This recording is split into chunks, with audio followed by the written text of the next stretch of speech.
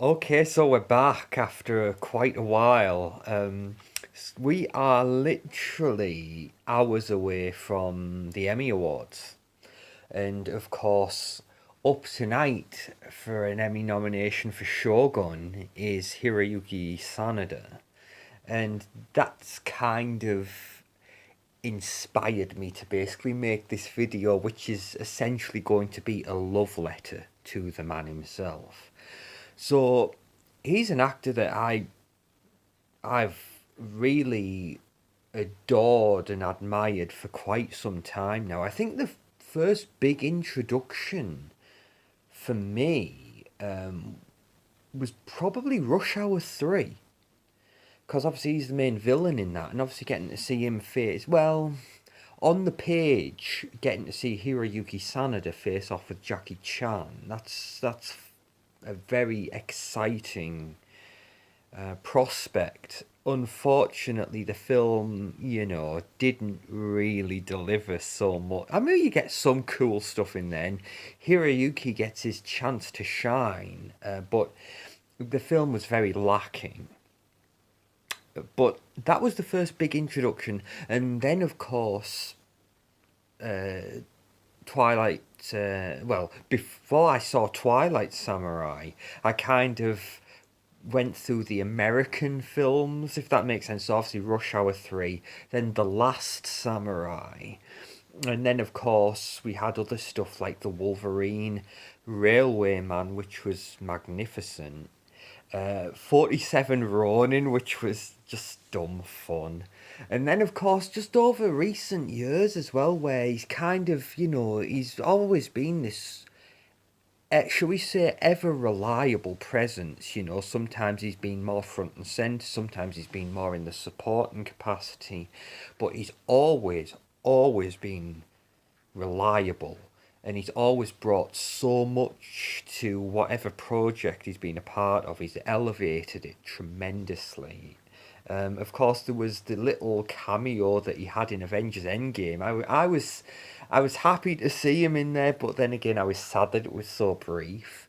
And then, of course, the other stuff that he's been doing over recent years, just going from strength to strength, Bullet Train, which was, again, I'll say again and again, when you see a film and you feel, yeah, this was made specifically for me, I'll always feel that way about Bullet Train. So he was wonderful in that, so great in John Wick 4, and getting to see him and Donnie Yen come face to face, that was something to behold. And then cool to see him in Mortal Kombat, excited to see him come back for the sequel. And then, of course, showed up in Army of the Dead with Zack Snyder, and then obviously doing Shogun, which I think it's kind of the culmination of his life's work in a way. Because, the definitive on screen samurai probably will always be Toshiro Mifune. You might say kind of the mantle passed through the generations. You might say it passed to Sonny Chiba, and then fittingly to Hiroyuki Sanada. Obviously, Hiroyuki Sanada was Sonny Chiba's student, and I think, of course, Sonny Chiba became a kind of de facto father figure for Hiroyuki, because obviously Hiroyuki Sanada lost his own father at a very young age, so obviously kind of in a lot of ways was adopted by Sonny Chiba and taught all of the things that Sonny Chiba thought an actor should be able to do. So it's very fitting that, and I really do believe this, that Hiroyuki has inherited that mantle which once Toshiro Mifune held, then Sonny Chiba, and now Hiroyuki Sanada. And it's kind of crystallized with Shogun, because the role that Hiroyuki Sanada plays in that, in the previous adaptation with Richard Chamberlain, Toshiro Mifune played the very same character. So it's very fitting. But I absolutely adore the man. I really, really do. He's an actor that I will have no bad words said against. I won't stand for it. I won't countenance it. He's a wonderful actor, and he's someone who can do it. He can do everything. This is a guy who was part of the Royal Shakespeare Company, for God's sake, in the early 2000s. And just what a remarkable talent. And this is a guy who got into films as a child and has literally grown up in the industry. And what's shocking to me, but then admirable in a way, um, Shogun is one of the only projects where Hiroyuki Sanada's been involved as much behind the camera, if not more so. Fair enough, he's been one of the principal actors of the piece, but he's also been a very, very hands-on producer of this as well, which, it's kind of, again, going back to that idea of the culmination of his life's work, all these decades and decades of experience, now he's kind of bringing it to bear on this project. And the reason I say it's admirable, someone who grows up in the industry, or maybe even someone who's just made a very big name for themselves in a very short amount of time, it could be either case, but they kind of get it into their heads a lot of the time that they want to start producing films and being creatively involved on things. Now, that's not always a bad thing. I mean, Michael Douglas was a producer, a filmmaker from a very young age, but, you know, Michael Douglas is, he's got, he's got it in his blood, but also he legitimately has it. One thing I'll always say about Michael Douglas, it's not nepotism at all, because you look at Michael Douglas and you look at Kirk Douglas and you say, yes, Kirk Douglas is great. Michael Douglas is also great, but in a different way. Very different kind of actor to the kind of actor his dad was. And again, a very different kind of filmmaker. Like when he was doing Streets of San Francisco, he gets the ball rolling on One Flew Over the Cuckoo's Nest and goes and wins an Oscar for it. So this is a guy who has it. But one of the things that's very, very interesting, Akira Kurosawa, when he got the Lifetime Achievement Award at the Academy Awards, when he was presented the award by George Lucas and Steven Spielberg. As part of his speech, he said, after all my years making films, I think I've finally understood the art of filmmaking, or, again, paraphrasing here, what it means to make a film.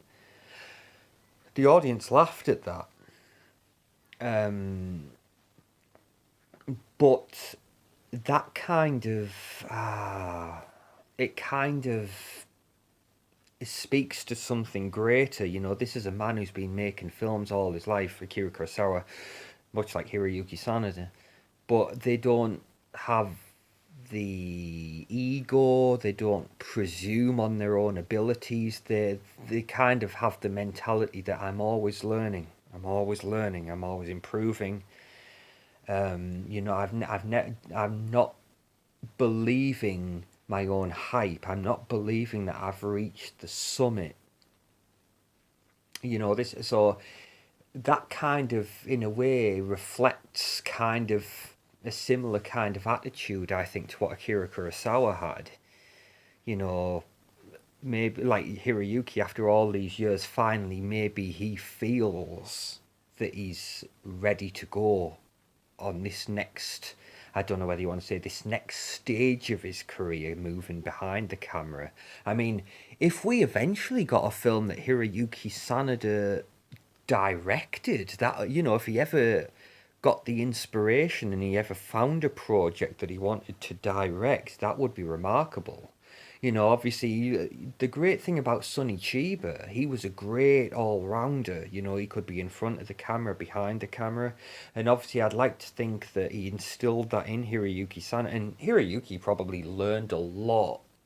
And also, a lot of the other wonderful directors that he's worked with, Kenji Fukasaku, who directed, of course, Battle Royale most famously, but he worked a lot with the young Hiroyuki Sanada. Obviously, Samurai Reincarnation being a very memorable one, and then working with obviously Corey Yoon on Ninja and the Dragon's Den, which 88 films or Eureka, you need to get on that one, guys. We need a release of that. Um, but he's worked with some remarkable directors, and we touched on it. We touched on Yoji Yamada when we mentioned the Twilight Samurai. Such a wonderful film. Obviously, that's what he won the Japanese equivalent of the Academy Award for back in the early 2000s. Twilight Samurai is a wonderful film. That's another film that's crying out for a Blu-ray release. It'd be wonderful to see that happen. But he's got so many levels. Like say he could do like for all intents and purposes an exploitation piece like Ninja in the Dragon's Den or Samurai Reincarnation, or of course when he shows up with Michelle Yeoh in Royal Warriors.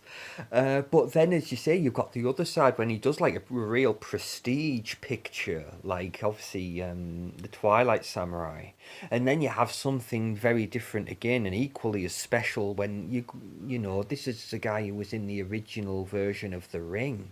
Very very influential film and one of the big titles in J horror. He was one of the leads in that movie. The Ring, was very lucky to be able to go and see The Ring on an anniversary screening at the cinema. First time I ever saw the film on the big screen.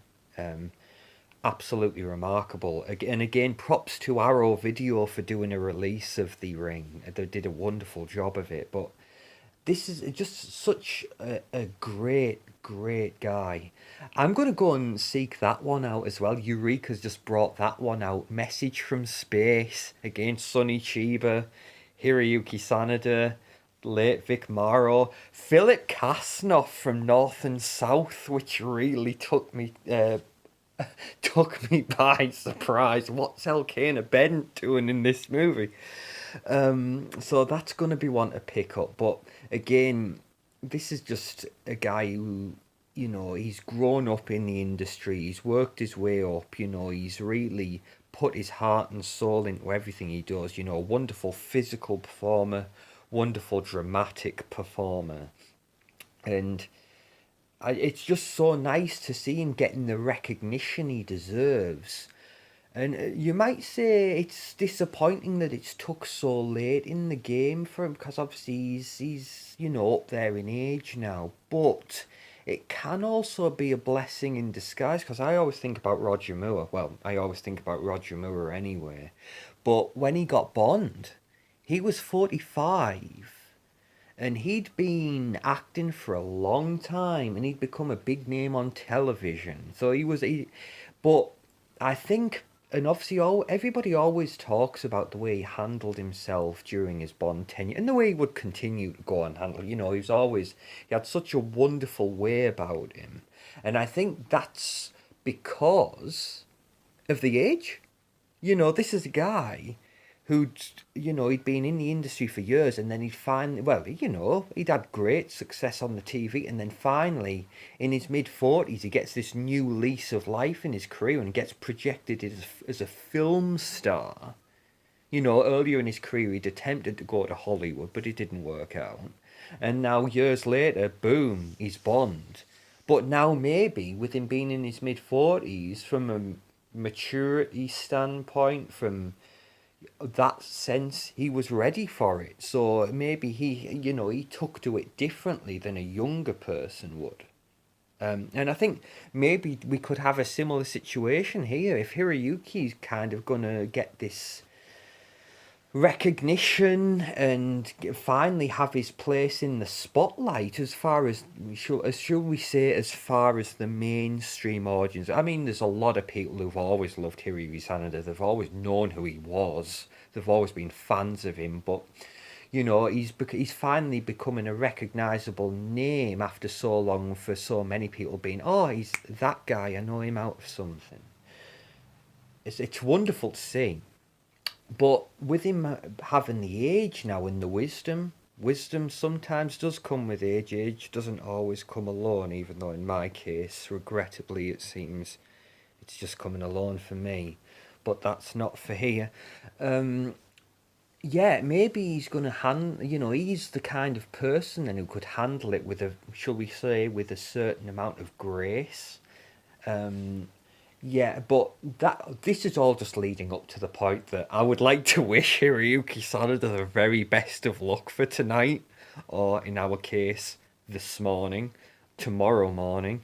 Um, yeah, I really hope he wins because he absolutely deserves it. Again, it was so wonderful to see Michelle Yeoh win the Oscar.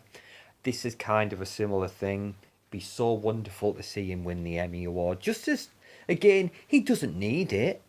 He absolutely doesn't. But just as kind of like a symbol of recognition for all this hard work. Because he's just such a wonderful, wonderful man and a wonderful actor and a wonderful artist. You know, film's an art form. Obviously, this is a guy he's a master of the art form. And I just hope that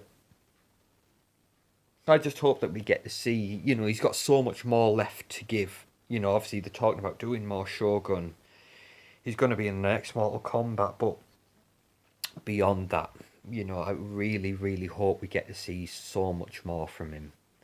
That pretty much wraps this up. Thank you for indulging me. Again, basically this love letter to Hiroyuki Sanada. Again, they always throw that phrase around, one of the all-time greats, so much so to the point where it really doesn't mean much anymore. But this is a guy, it truly does apply in his case. He's one of the best to ever do it. And just in terms of his all-round ability and his presence, you have so many people now that try to pull off being stoic, and it comes across as so false. And so it makes you roll your eyes. Whereas Hiroyuki, because he's from a different era, he's one of the last few, like Toshiro Mifune, like Sonny Chiba. He can pull off the stoicism, and it feels authentic, and it's a rare thing. But that pretty much wraps this up. Thank you for indulging me. I hope you've enjoyed it. Again, please feel free to share your thoughts on the man, and I will look forward to seeing you in the next one, whenever that may be. Thank you, everybody. All the best. Bye bye.